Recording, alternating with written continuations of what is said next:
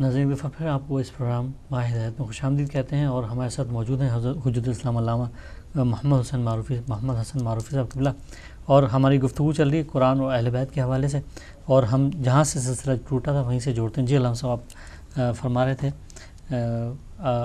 کچھ حدیث آپ بیان فرما رہے تھے۔ جی، اور میں عرض یہی کر رہا تھا کہ یقیناً اگر دیکھا جائے تو وہ جو نبی کریم نے ارشاد فرمایا ہے کہ تم یقیناً گمراہ نہیں ہو، لن تضلوا بعدی، جی اگر تم متمسک اس سے ہو گئے تو متمسک ہو جانے کے بعد یعنی ان کے دامن کو پکڑ لیا تو یقینی طور پر جو ہے تم گمراہ نہیں ہو سکتے حتیٰ یردا علی الحوض، کہ اس وقت تک یعنی بالکل جب دنیا ختم ہو جائے۔ البتہ چونکہ یہ موضوع ہے تو اس پر میں تھوڑا سا اور گزارش کر دوں کہ متمسک ہونے کا بھی ایک معنی اور مفہوم ہے۔ بالکل، کسی کے دامن سے وابستہ ہو جانے کا معنی اور مفہوم ہے، بے شک، بلکہ اگر یہ دیکھا جائے تو سرکار نبی کریم حضرت محمد مصطفیٰ صلی اللہ علیہ وآلہ وسلم نے ایک بات کہی ہے، حدیث ہے، جی لیکن ہم حدیث کو لفظوں تک نہ رہیں، دراصل اس کے گہرائی میں اتریں۔ آپ نے فرمایا کہ مثل اہل بیتی کمثل سفینۃ نوح، جی، میرے اہل بیت کی مثال جو ہے سفینہ نوح جیسی ہے۔ کیا کہنا، بالکل متمسک ہونے کا مطلب کیا ہے؟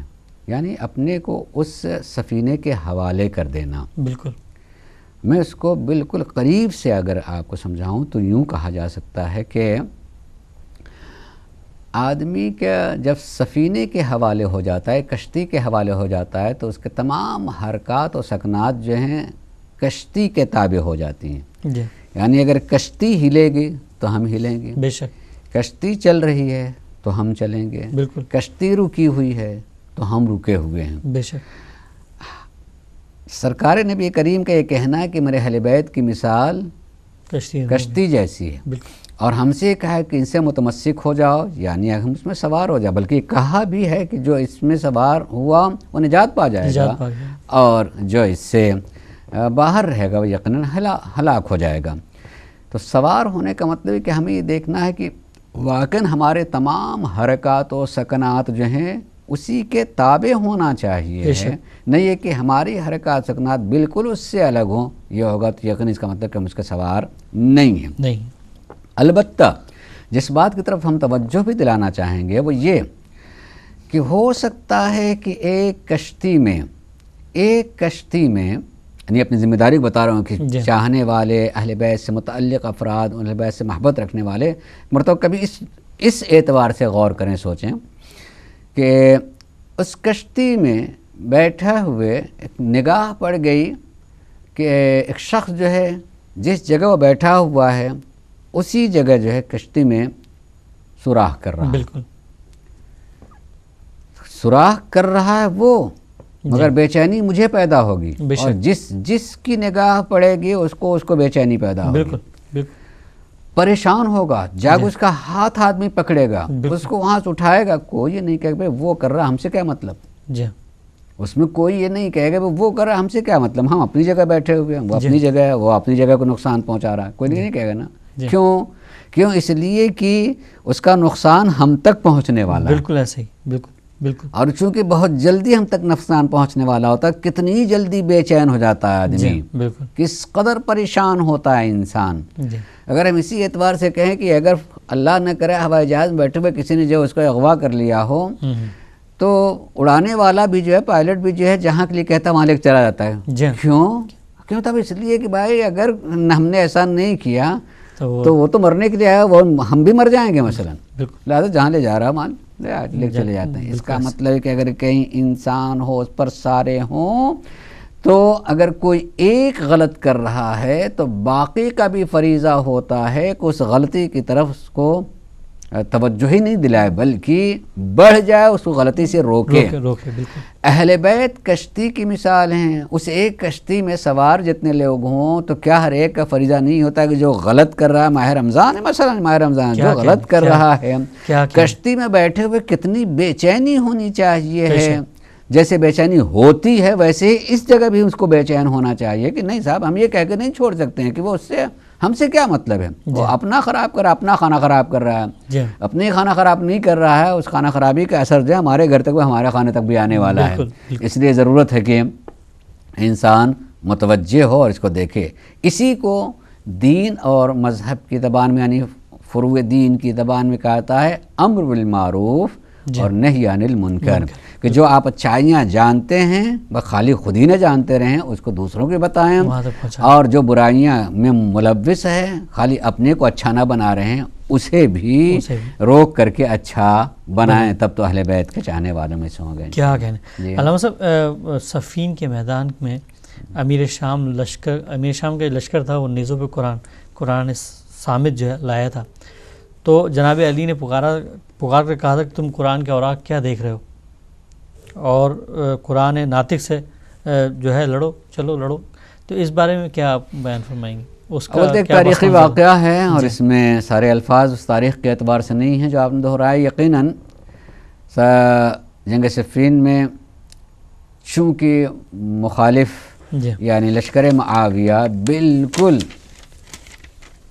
اپنے شکست کے دہانے پہ آ چکا ہے، تو اب سوائے بہانے کے جو اس کا وہی سازش مکاری عیاری جو کر سکتے تھے وہ اس پر اتر آئے، لیکن ایک ہی یہ دکھانے کے لیے کہ ہم تو قرآن کے ماننے والے میں سے ہیں، ہم تو قرآن کے ماننے والے سے، اور ہم قرآن کو بیچ میں رکھ رہے ہیں، اس لیے انہوں نے قرآن کو حتیٰ کہ شاید ہی ایک آدھ دو قرآن رہے ہوں گے، بات کی تو کپڑا لپیٹ کر کے پتھر اٹھائے ہوئے تھے۔ جی اور وہ علی جو صلبوں میں نسلوں کو دیکھ لیتے ہیں وہ کیا کپڑے میں قرآن کو نہیں دیکھ لیں گے؟ ایک اور کیا جو لوگ آواز بلند کر رہے ہیں ان کی نیتوں کو نہیں پہچان لیں گے؟ سبحان اللہ، ان نیتوں کو نہیں جان لیں گے۔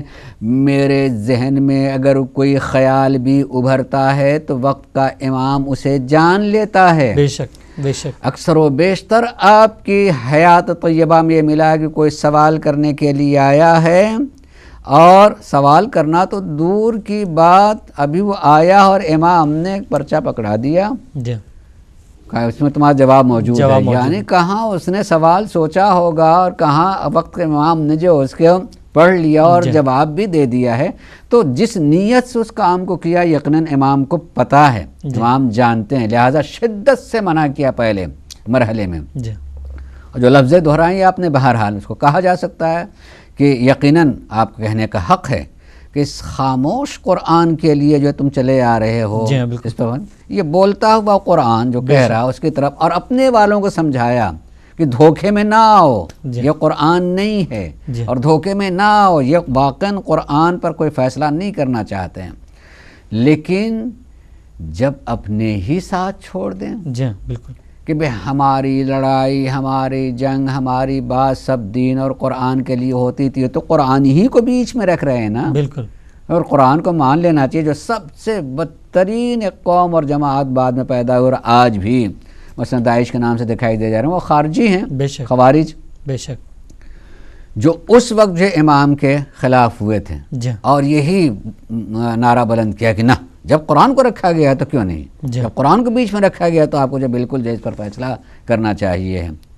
اس قدر آپ پر دباؤ ڈالا ہے کہ امام کو کہنی پڑا مالک اشتر کو کہ تم پلٹ آؤ۔ مالک اشتر فریاد کریں کہ تھوڑا سا موقع دیں، لیکن ظاہر امام مالک اشتر امام کو پہچاننے والوں میں سے ہیں، لہٰذا بات کا مان لی، واپس آ جاتے ہیں۔ مسئلہ اس پر آتا ہے کس کو حکم بنائیں، کیونکہ یہ کہا گیا کہ دونوں طرف سے دیا جانا ہے، ایک آدمی آپ اپنی طرف سے، ایک ادھر سے دیا جائے گا، ادھر سے ظاہر جس نے اس مکاری کو پھیلایا تھا عمرو عاص، اس کا نام آ گیا سامنے۔ امام نے مالک اشتر کا نام لیا کہ اگر چلو نام ہی دینا تو اگر کسی کو ہماری طرف، آپ کے ساتھ ہی منع کر دیں، نہیں مالک اشتر نہیں، مالک اشتر نہیں، پھر بھائی کہ ابو موسیٰ اشعری کو، ان کا سیدھا سادہ آدمی ہے، اس کو سمجھ میں نہیں آئے گا، اس کی کہیں ذہانت کا ایسی اتنا ذہین نہیں ہے، دھوکہ کہا جائے گا، بہت منع کیا، لیکن ظاہر ہے جن کے لیے کرنا ہے وہی ساتھ نہیں دے رہے ہیں، امام خاموش ہو جاتے ہیں۔ نتیجہ معلوم ہے حکمیت کا کیا ہوا کہ آخر عمرو عاص نے جو ہے طے کر دیا کہ معاویہ اپنی جگہ رہیں گے اور علی کو جو ہے عزل کر دیا جاتا ہے، ان کو ہٹا دیا جاتا ہے. یہ اسی کے بعد سے وہی افراد جو امام پر اتنا زور لگائے ہوئے تھے کہ آپ کو قرآن کی بات کو ماننا چاہیے ہے، بعد میں وہی امام سے الگ ہو گئے کہ آپ نے حکمیت کو تسلیم کیوں کیا. لا حکم الا للہ، قرآن کی آیت پڑھنے لگے ہیں کہ بس حکم تو صرف جو ہے اللہ ہوتا ہے، آپ نے ان کی کیوں بات مانی. یعنی اپنی بات بھول گئے. اور اس قدر بھی آپ واقعاً اگر غور کریں تو اتنے شدید ہو گئے کہ انہی نے کہا کہ آپ اس چیز کو مان کر کے اسلام سے خارج ہو گئے. بالکل خارج ہو گئے ہیں، آپ کو توبہ کرنی پڑے گی. حضرت علی سے کہہ رہے ہیں. تو یقیناً علی کو کہنا چاہیے کہ تم صامت قرآن کے متعلق ایسے یہ بولتا ہوا قرآن انہیں سمجھ میں آ رہا ہے. یقیناً امام کہنے کا حق. اور لیکن کتنے کند ذہن تھے اور کتنے معرفت سے دور تھے یہ لوگ کہ امام کے اس فریاد کے باوجود بھی تسلیم نہیں کیا اور جنگ پر جو ہے آمادہ ہوگا. جنگ نہروان انہی کے خلاف ہوتی ہے. جس جنگ نہروان میں 10,000 سے زیادہ افراد جمع ہو گئے تھے آپ کے مقابل میں. لیکن امام معمولاً جنگ شروع نہیں کرتے ہیں اور جنگ شروع نہیں کیے. پہلے سمجھانے کے نتیجے میں تقریباً 6,000 واپس ہو گئے. 4,000 جو ہے نے لڑائی کی جس میں سے صرف 9 آدمی بچے تھے، باقی سارے کے سارے مارے گئے. مگر اس پر بھی امام نے کہا کہ یہ ذہانت، یہ ذہنیت اور یہ فکر ختم نہیں ہوئی ہے. بالکل کسی نے دیکھ کر کے کہ سارے ختم ہو گئے، نہیں، کہا نہیں، یہ فکر صلبوں میں آ رہی ہے، بالکل پہنچ چکی ہے. یہ رتن ہے. اور آج ہم دیکھ رہے ہیں جیسی بھی خصوصیات امام نے نہج البلاغہ میں بیان کی ہیں، ان ساری خصوصیات کے ساتھ آج داعش کے نام سے دکھائی دے رہے ہیں. بالکل وہی ساری چیزیں دکھائی دے رہی ہیں. تو وہ اصل میں امام کی اور واقعی بولتے ہوئے قرآن کے نہ ماننے ہی کا نتیجہ ہوا. ان کے آواز پر، دعوت پر لبیک نہ کہنے کا نتیجہ یہ ہوا کہ ذلیل تھے، ذلیل ہیں، رہیں گے. بے شک علامہ صاحب، ہر نبی جو ہے اپنے ساتھ معجزہ، ہر نبی کا معجزہ ہے، اور حضرت ابراہیم کا بھی ہے، حضرت موسیٰ علیہ السلام کا بھی ہے، اور حضرت عیسیٰ علیہ السلام کا بھی ہے. تو آپ صلی اللہ علیہ وسلم کا معجزہ کیا ہے؟ معجزہ بول تو خود خالی بتانا کہ معجزہ کیا ہے شاید کافی نہ ہوگا. ہمیں معجزے کو بھی جاننا چاہیے کہ واقعاً معجزہ ہے کیا چیز. بالکل بالکل نہیں کچھ صنفیت. میں آپ نے پوچھا تو ایک خیال آ رہا میرے ذہن میں. 9ویں امام، 10ویں امام حضرت امام علی نقی علیہ السلام، 10ویں امام جی کے زمانے میں ابن السکیت جی، اگرچہ وہ اس وقت تک راہ اہل بیت پہ نہیں تھے، پڑھے لکھے بہت تھے جی، یہاں تک اس دور کے خلیفہ کے بچوں کے معلم تھے. خلیفہ کسی کو اپنے بچوں کو معلم رکھے، اس کا مطلب کہ وہ ان کے مملکت میں بہت ہی باکمال انسان. تو پڑھے لکھے کے ذہن میں سوالات آتے ہیں جی، اور ان سوالات میں سے ایک سوال تھا، 2 سوال اس نے کیا. سوال میں سے ایک سوال یہ تھا کہ یہ بتائیں کہ جناب حضرت سلیمان پیغمبر جی، انہی نے آصف بن برخیہ سے کیوں کہا تخت بلقیس لانے کے لیے جی؟ کیا اس کا مطلب کہ یہ نبی ہوتے ان کے پاس قوت نہیں تھی؟ کیا نہیں، وہ علم نہیں تھا جس علم کے ذریعے سے آصف بن، بہت بڑا سوال ہے اس بات ہے بالکل کہ آصف بن برخیہ جو ہیں وہ آپ کے وصی ہیں بے شک، اور سلیمان پیغمبر ہیں جی. تو سوال پیدا تھا کیا ان کے پاس وہ علم نہیں تھا کہ اس علم کا سہارا لے کر کے آپ اس تختہ بلقیس کو اپنے پاس لے کے آ جاتے ہیں جی. ظاہر اگر اس پہ کہا جائے کہ تو جو وقت کا نبی ہوتا ہے اس سے باکمال کوئی دوسرا ہو ہی نہیں سکتا. اگر ہے تو اسی کو نبی ہونا چاہیے. بالکل. خیر سوال کر لیا، امام مسکرایا، کہا نہیں ایسا نہیں ہے کہ پیغمبر کو جو ہے سلیمان پیغمبر کو یہ قوت یا طاقت حاصل نہیں تھی جی. کہا بھئی طاقت ہی تو کیوں اس کا سہارا لیا؟ کہا تم غور کرو تو، سوچو تو. کہا کیا کہ آصف بن برخیہ جی سلیمان پیغمبر کے وصی تھے بالکل، اور سلیمان پیغمبر نے اپنے وصی سے اس کام لیا اس لیے کہ آدمی سمجھے بالکل کہ سلیمان پیغمبر کا جو وصی ہے وہ کتنا باکمال اور وسیع ہونے کے لیے کتنا باکمال ہونا چاہیے. ان کے کمال کو پہچانوانے کے لیے ضرورت تھی. گویا کہ خالق اس، اور امام نے اس طرح توجہ دلا کر کے جو ہے آخری دور تک کے لیے بتا دیا کہ ایک وسیع ہونے کے لیے کتنا باکمال ہونا چاہیے. خالی ہاتھوں کا ہاتھوں پہ آ جانا بیعت سے نہیں وسیع ہوتا ہے، کمال سے ہو سکتا ہوتا ہے کہ اسے تو پہچانوانے کے لیے کہ جو نبی کا وسیع ہو اس کا کتنا کمال ہوتا ہے کہ وہ اس کام کو کر سکتا ہے. مگر آپ کا سوال تھا اس میں کہ معجزہ کیا ہے. جی دوسرا سوال کیا تھا اسی نے، ابن سکیت نے، کہ اللہ یہ کہتا ہے کہ اللہ کی سنت میں جو کوئی تبدیلی نہیں آتی، بے شک، لیکن ہم دیکھ رہے ہیں تبدیلیاں ہیں. کیا تبدیلی ہے؟ کہا سنت الہی میں تو کوئی تبدیلی نہیں ہوتی. کہا کہ نہیں تبدیلی ہے. حضرت عیسیٰ کو یہ معجزہ دیا، موسیٰ کو یہ معجزہ دیا، ابراہیم کو یہ معجزہ دیا، فلاں یہ تبدیلی ہے. جی. پھر امام مسکرائے، کہا نہیں، سنت الہی معجزہ ہے. کیا کہنے نہ یہ کہ کیفیت معجزہ، سبحان اللہ، صورت معجزہ یہ سنت الہی نہیں ہے. خود معجزہ سنت الہی ہے کہ وہ نبیوں کو دیتا ہے معجزہ. بے شک. ان کے زمانے میں اس چیز کی ضرورت تھی، یہ معجزہ دیا. ان کے زمانے میں اس چیز کی ضرورت تھی، یہ معجزہ دیا. بے شک. یقیناً جس کے زمانے میں جو ضرورت تھی اس کا معجزہ اللہ نے دیا. اس کو بھی بات سمجھیں، ہاں معجزہ سنت الہی، اس میں تبدیلی نہیں ہے، ہر ایک کو دیا ہے. لیکن میں آج کے ذہن کے اعتبار سے بتاؤں، پتہ ہے کہ آج کا پڑھا لکھا ایک جوان یہ سوچے گا کہ بھائی فنکشن یا کوئی کہانی بیان کر دینا کہ ایسا ہو گیا، میں اس سے بہتر کہانی بنا سکتا ہوں. بالکل بالکل. لیکن یہ ہو بھی سکتا ہے. جی. میں کہوں کہ اشارہ کیا اور دیوار چلنے لگی، جی. اشارہ کیا اور دیوار بولنے لگی. بے شک. ٹھیک، صاحب عقیدہ اور صاحب ایمان سے کہیں گے مانے گا. لیکن ایک آج کا پڑھا لکھا آدمی کہے گا بھائی کہانی ہے. جی. کہی تو رہے ہیں آپ، نہ آپ نے دیکھا ہے، کتاب میں پڑھا، لائی میں اس سے بہتر بنا کے لکھ دیتا ہوں، پڑھیے گا. جی بالکل. لیکن میں بتانا چاہتا ہوں کہ نہیں، سمجھنا چاہیے اس کو. اور یہ خاص طور سے واقعاً جتنے لوگ متوجہ سنیں اس پر غور کریں گے کہ نہیں، میں بالکل عقلی اعتبار سے کہ معجزہ بھی علت و معلول ہی. علت معلول کا مطلب کہ کوئی ریزن ہوتا. مثلا میں نے اگر یہاں ہاتھ رکھا اور ایک دم سے گرم سا لگا تو میں نیچے تو دیکھوں کہ یہاں اتنا حصہ گرم کیوں ہے. یہ گرم ہونے کا مطلب یہ ہے کہ جب ہم نے معلول یعنی یہ سبب دیکھ لیا، یہ دیکھا کہ یہ گرم ہے، تو آپ سبب میں معلوم کریں گے کہ گرم ہونے کا سبب کیا ہے. اس کو کہتے ہیں نظام علت و معلول. یہ ہوئی خود سے نہیں ہو گیا ہے، کوئی نہ کوئی وجہ ہوگی جس کی بنا پہ اتنا حصہ معلوم ہے کہ دیکھیں اصل میں یہاں سے ہیٹنگ کا پائپ گزر رہا ہے اور وہ گرم لہذا ہے، گرم دکھائی دے فوراً مطمئن. اس کا مطلب جب آدمی ریزن کو جان لیتا ہے، سبب کو جان لیتا ہے، مطمئن ہو جاتا ہے. بے شک. ایسے ہی اگر معجزے میں بھی ان اسباب کو جان لیں تو جان لینے کے بعد یقینی طور پر وہ مطمئن ہو جائے گا. میں ایک لوہے کے ٹکڑے کو کہوں کہ اس کو بہا دو، تو آدمی کبھی لوہے کا ٹکڑا بہتا نہیں ہے، کہ رکھا جاتا ہے. لیکن پانی کو کہوں کہ اس کو بہا دو، ڈیل دو مثلاً، تو آدمی ہاں ٹھیک، پانی جو ہے اڑا سکتا ہے. بالکل ایسے.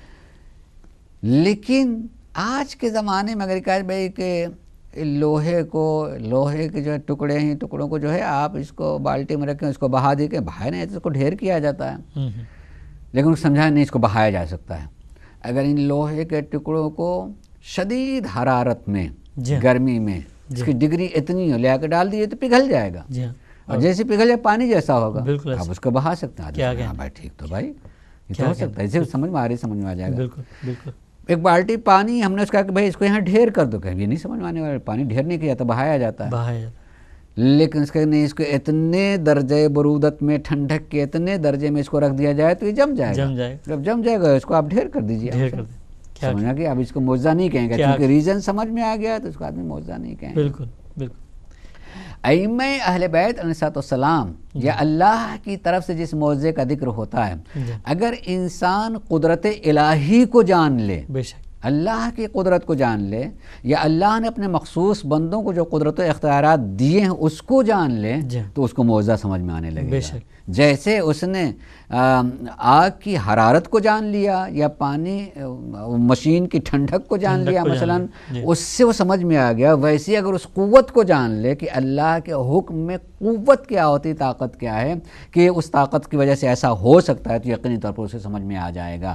اس کا ایمان اور عقیدہ اس بات پر نہیں ہے، پہلے سمجھے گا تو یقین سمجھ لے گا۔ رہا معجزہ کہ رہا کیا معجزہ اہم ترین تھا سرکار رسالت مآب کا، یقیناً جس نبی کے معجزے کو دیکھا جائے گا، ہر نبی کا معجزہ جب تک اس کی نبوت رہا ہے کوئی اس کا جواب نہیں لا سکا، بالکل ایسے، اور آج کسی نبی کا معجزہ سامنے موجود نہیں ہے۔ ہمارے نبی قیامت تک کے لیے، بے شک، اور چونکہ قیامت تک کے لیے ہیں ہمارے نبی، لہٰذا ان کا معجزہ بھی جو ہے اسے قیامت تک کے لیے ہونا چاہیے۔ سرکار نبی کریم کے دو اہم ترین معجزے ہیں جو ان کے زمانے میں وہ معجزہ سامنے ہوا، آیا، اور آج بھی ہے، کل بھی رہے گا، قیامت تک رہے گا۔ اس میں سے ایک معجزے کا نام ہے قرآن اور دوسرے معجزے کا نام ہے اہل بیت۔ سبحان اللہ، دونوں ہیں اور رہیں گے۔ یہ معجزہ رسالت مآب ہے، نہ قرآن کا کوئی جواب ہے نہ اہل بیت کا کوئی جواب۔ کیا کہنے، سبحان اللہ، سبحان اللہ۔ علامہ صاحب یہ جو اکثر یہ کہا، مطلب بالکل آپ نے بالکل بہترین وضاحت کر دی کہ قرآن اور اہل بیت ہی معجزہ ہیں، اور جب تک قرآن ہے وہ صاحب معجزہ بھی اس دنیا میں ہوں گے۔ اور دوسرا یہ کہ اکثر جو بات کی معجزے کے حوالے سے سوال کرنے کا مقصد یہ تھا کہ لوگوں کے ذہن میں یہ بات ہوتی ہے کہ شق القمر جو ہے وہ معجزہ ہے، جبکہ میں یہ سمجھتا ہوں کہ وہ شق القمر جو ہے معجزہ نہیں، وہ تو آپ صلی اللہ علیہ وسلم کی ایک ادا تھی، ایک انداز تھا جس سے دکھایا اور مشرکین کو بتایا کہ یہ۔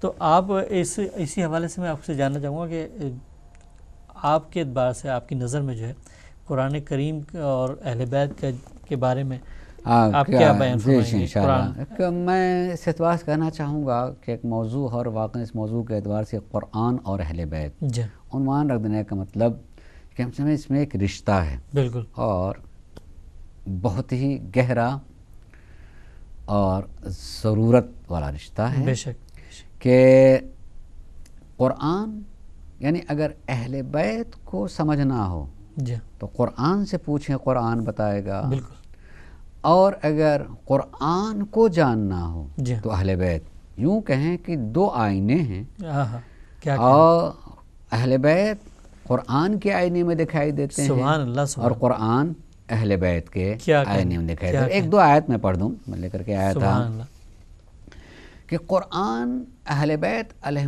السلام کو مسلسل پڑھتے جائیں آیات تو سینکڑوں آیات ہیں جو ان کی وضاحت کرتے ہیں۔ آدمی کبھی کہ پوچھتا ہے، یہ سوچتا ہے قرآن لے کے بھئی اس میں کہاں اہل بیت ہے، جی ہاں بالکل، اس میں کہاں اہل بیت ہے، مثلا کہاں نام لیا گیا ہے۔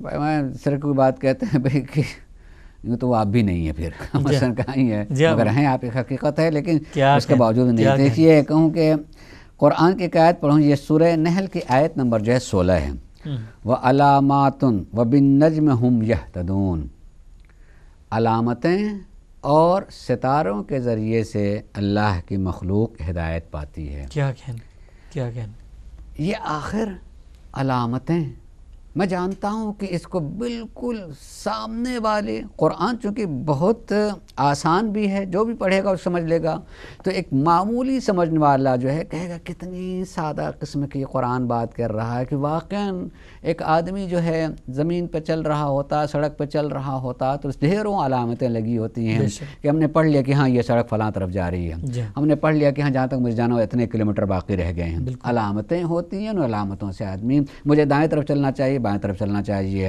علامتیں لگی ہوئی ہیں، یہ ایک طرفہ راستہ، یہ دو طرفہ راستہ، علامتیں لگی ہوئی ہیں، علامتوں کے ذریعے سے آدمی ہدایت پاتا رہتا۔ بے شک یہ تو قرآن ایک سادہ قسم بات کر رہا ہے کہ لوگ جو ہیں علامتوں سے، مسئلہ یہ ہے کہ اگر ہے آپ نے بالکل سامنے کی چیز سمجھی تو کیا اتنی واضح چیز کے بارے میں قرآن کہہ رہا ہے؟ قرآن کے کچھ بطون ہیں، بالکل، اس کی گہرائیاں ہیں قرآن کی، اس تک انسان کو جانا چاہیے ہے، تو معصومین علیہ السلام خود ہی بتاتے ہیں، اگر وہ نہ بتائیں تو شاید ہم جانیں گے بھی نہیں۔ بتایا کہ علامات سے علامات سے مراد ائمہ ہیں بالکل، اور نجم سے مراد سرکار رسالت مآب ہیں. یعنی واقعاً یہ علامتیں ہیں. علامتیں کسی بھی سچ کو جاننے کے لیے ہم دیکھیں کہ وہ کہاں ہیں اور کس طرف ہیں. بالکل علامت اگر تم واقعاً آخرت تک کی ہدایت پا لینا چاہتے ہو تو یہی علامتیں ہیں اور یہی ہدایت ہیں. تو گویا کہ قرآن بتا رہا، اپنے آئینے میں انہیں دکھا رہا ہے کہ یہ ہیں، ان کے ذریعے سے تم ہدایت پا سکتے ہو. اسی طریقے سے مثلا قرآن کریم ہم تمام نماز میں جو پڑھتے رہتے ہیں سورہ ہم اہدنا الصراط المستقیم صراط الذین انعمت علیہم، راستہ، وہ بھی راستہ، خود راستہ، اور وہ بھی صراط مستقیم، مطلب اگر راستہ ہیں تو کیا کہیں. اس کو اگر دیکھا جائے تو ہم سرکار مولا کائنات کے حضور اگر ان کے مزار پر ان کی بارگاہ میں جائیں اور جا کر کے زیارت کریں تو اس زیارت کے جملے ہیں السلام علی الصراط الواضح، السلام علیکہ یا صراط الواضح، السلام علی الصراط، یہ الفاظ ہیں قرآن کہ سلام ہو صراط واضح پر، جو بالکل واضح راستہ ہے. یعنی سرکار مولا کائنات کو صراط کہا ہے، راستہ ہیں. اگر آپ کو جو ہے واقعاً منزل تک پہنچنا ہے تو اس راستے کو اختیار کرنا چاہیے، ان کی حیات، ان کے احکام اور ان کی باتوں پر عمل کرنا چاہیے. اسی طریقے سے زیارت کے الفاظوں میں ہیں کہ وَالنَّجْمُ اللَّاعِحِ، سلام ہو چمکتے ہوئے ستارے پر، والامام الناصح، سلام ہو نصیحت کرنے والے امام پر. کیا کہیں. مثلا یہ خصوصیات ان کے بیان کے، مگر صراط واضح بھی ان کو کہا گیا ہے. کیا کہیں. تیسری ایک آیت کو میرے خیال میں ہم بہت قریب تک پہنچ گئے ہیں. سرکار نبی کریم نے فرمایا کہ یا علی انت طریق الواضح، علی تم صراط واضح ہو، راستہ ہو جو بالکل سیدھا ہے. انشاءاللہ کسی اور موقع پر کہیں گے. میں بہت شکر گزار علامہ صاحب آپ کا کہ آپ اس پروگرام میں آپ نے شرکت فرمائی، اور انشاءاللہ تعالیٰ کل پھر ہم حاضر ہوں گے. علامہ صاحب ہمارے ساتھ کل بھی انشاءاللہ اس پروگرام میں موجود ہوں گے. جب تک کے لیے اجازت دیجیے. اللہ نگہبان.